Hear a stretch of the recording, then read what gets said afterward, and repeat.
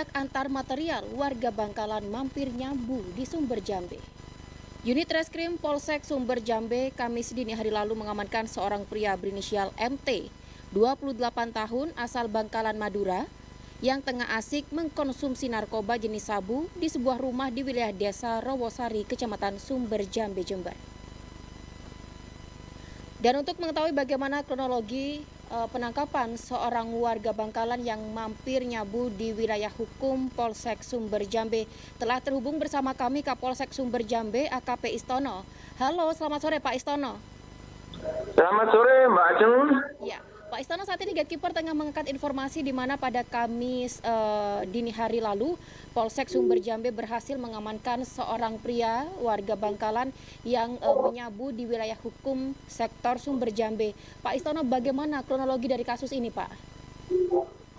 Baik Mbak, betul. Jadi kemarin kita dari Polsek Sumber Jambe mengamankan seorang yang kedapatan mengonsumsi menyabu di rumah salah satu warga di wilayah Rowosari, yaitu berinisial MT yang berasal dari Bangkalan, Madura, Mbak. Jadi kronologis dari penangkapan tersebut yaitu bermula dari informasi warga yang curiga di salah satu warga itu kedapatan tamu yang mana tuan rumah ini yang bernama inisial S ini menerima tamu tanpa melaporkan kepada ketua lingkungan atau ketua RT, sehingga warga menginformasikan kepada Polsek, sehingga kita tidak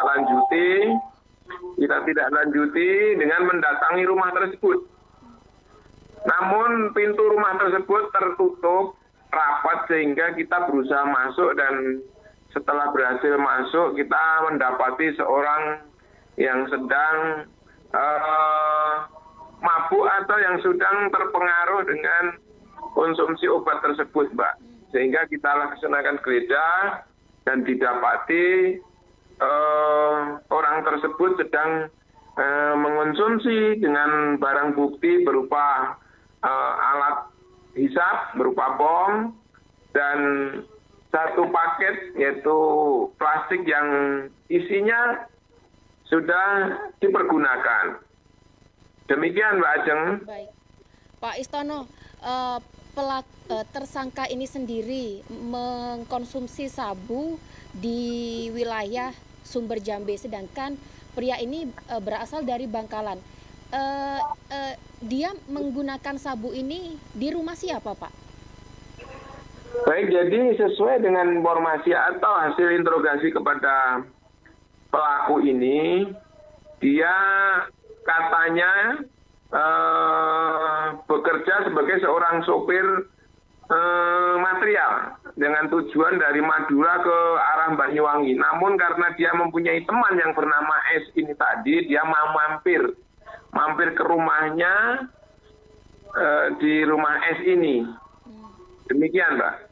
Baik, berarti tersangka ini merupakan sopir material dan akan mengantarkan barang materialnya ke Banyuwangi, namun mampir ke rumah temannya yang berada di Sumber Jambe.